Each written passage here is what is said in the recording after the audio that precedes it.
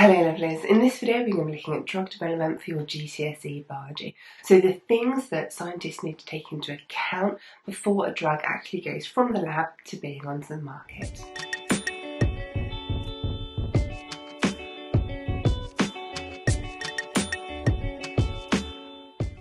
Drug development. So when any new drugs are discovered, it must undergo extensive testing before it can be used on humans to treat various symptoms or diseases. When it undergoes testing, it's being tested for three main things. Toxicity, which is about whether it will kill humans or damage their cells. Efficacy, which is about whether it's going to be effective or not, so will it actually work to do what we want it to do?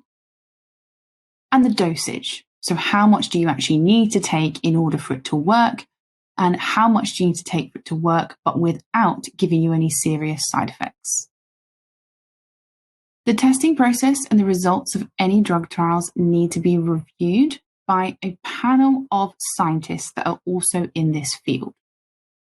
This happens before the results can be published and before they can be shared with the public. We call this process in the scientific world peer review. It's really important because it prevents false claims by making sure that all the conclusions are accurate and true. It also prevents any bias by the scientists carrying out the trial. So, for example, if the scientists were being paid by a company who wanted the results of the trial to look or be a certain way, then there isn't necessarily a guarantee that what would have been produced would have been true and valid and accurate. It could have been subject to bias by the scientists. Drug trials are split into two main stages. The first is preclinical trials. These are done in the laboratory, so in the lab under lab conditions. And first, we would test the drugs on human cells and tissues. This is to test for toxicity. If a drug is tested on a cell and it kills it or damages it severely, it wouldn't make it past this stage. But if it doesn't, that doesn't mean it's not toxic to humans, because we can't really apply the results on a few cells or a small pieces of tissue up to a whole body where there's a lot more interactions going on. So the next stage is to test it on animals. And this is where we start testing it for toxicity again, but also efficacy. So does it work? So we can use mice, rabbits, pigs, because all of these are very genetically similar to humans. So in theory, any reactions in these animals will be the same as in humans. And equally, if there's any side effects in these animals, they should be similar to in humans. Some people object to this use of animals for testing drugs, but some other people say it's the safest way to do it without harming humans first. For all these stages we're going through, you need to be able to say what the stage is. So preclinical trials, testing on human cells, what are they testing it for? Toxicity. The next stage, if it passes that stage, is to test on animals, and we test for toxicity and efficacy. And the fact that drugs must pass this then animal stage of the preclinical trials in order to then go and test on humans. The next stage of all clinical trials is to go on to humans. So we call this the clinical trial stage, obviously, because preclinical was before we tested on humans in the lab. Now we're testing on actual humans. And there are two stages to the clinical trial stage as well. So in phase 1, we're going to take low doses of the drug we tested on animals, and we're going to test it on healthy volunteers. So these are people who are volunteering to take part in the trial, and they are healthy. They don't have any health issues. So we're testing again for toxicity here a little bit because we're testing for harmful side effects. The side effects, if there are any, can be minor or they can be rare side effects, and we could still pass this drug onto the next stage. They just cannot be serious side effects. We use healthy volunteers in this stage because there is a chance, obviously, that the drug won't work. So we don't want to test it straight away on sick people, because then that would mean they would stay sick or they could possibly get worse. And if there are serious side effects, a sick person experiencing that means they could suffer badly or it could make them feel a lot worse.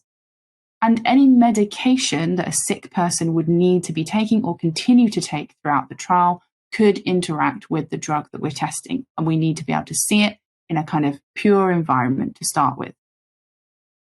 The final stage of a drug trial, phase 2 of a clinical trial on humans, is where we test the drug on patients that have the illness or symptoms that the drug is trying to treat.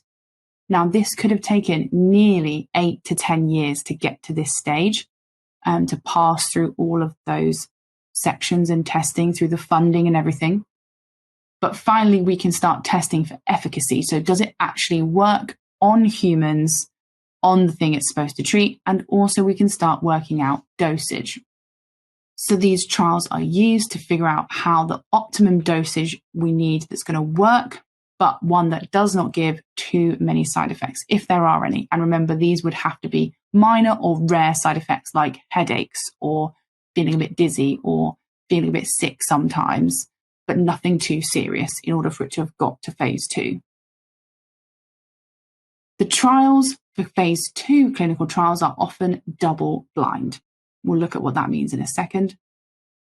Again, we need to explain these phases of the trial. So testing low doses on healthy volunteers to look for harmful side effects. And in the final stage, testing on patients to look for efficacy and dosage. So as with all experiments, we need to always have a control in order to compare our results to show whether what we've done has actually had any effect. In a clinical trial, a placebo is used as a control, and we use that as our comparison to compare that to using the actual drug to see how well it worked. A placebo is a substance that appears to be the same as the drug. So, for example, if it was a tablet, it would look the same. If it was an injection, it would be an injection. If it was an inhaler, it would be an inhaler. So it would appear to be exactly the same as the drug, but it would actually have no effect on the body at all because it doesn't have any medicine at all in it. It would be something like sugar or salt or air or water being injected. It wouldn't be anything in it that would actually have any effect on your body. A short way of saying this is you could say an inactive substance or drug or a fake drug. So I've got my little blindfolded person here to represent what we're talking about. So in a blind trial, half the people will be given the drug that we think might work, the drug we're testing, and half will be given the placebo. But the patients or the participants will not know which one they've been given, so they are considered blind. They do not know if they've got the real drug or the placebo. This reduces a specific type of bias known as the placebo effect, which has been tested and demonstrated many times. It's very interesting. I recommend you go and look it up. We don't need to explain it for the purpose of our course, but basically what it means is if people believe that the drug they are taking is the real drug or could be the real drug and that it could work for them, they will report feeling better or their symptoms can go away, even if the drug they are taking is actually a placebo. So we need to have this in the trial to make sure that any drug we have tested has a better or a greater response at tackling whatever symptoms or disease it is than the placebo does. Because there may be a small effect from the placebo, but that's a psychological effect from the human. It's not necessarily the drug doing anything. Now, we mentioned that most phase 2 clinical trials are double blind.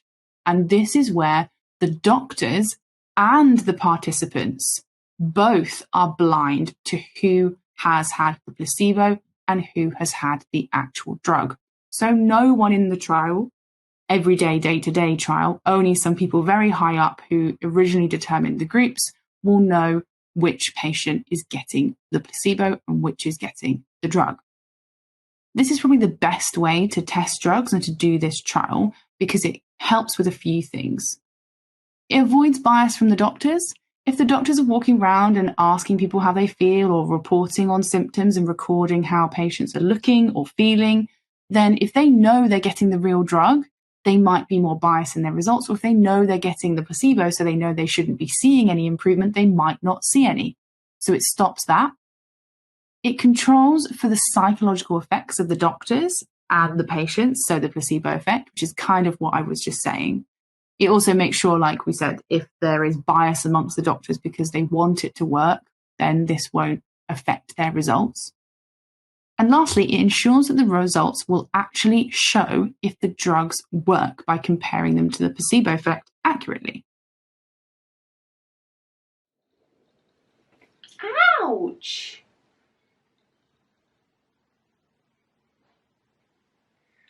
This is why in some videos I'll explain scratches.